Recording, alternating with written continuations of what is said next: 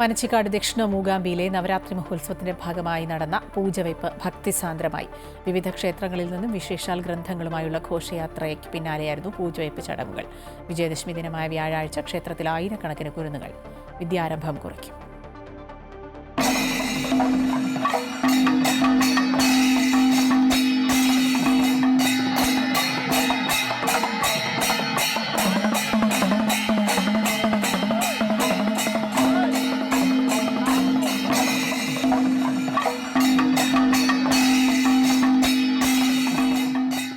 മധ്യകേരളത്തിലെ തന്നെ പ്രധാന സരസ്വതി ക്ഷേത്രങ്ങളിലൊന്നായ പനച്ചിക്കാട് ദക്ഷിണ മൂകാംബിയിൽ ഭക്തിനിർഭരമായ ചടങ്ങുകളോടെ പൂജവയ്പ് നടന്നു.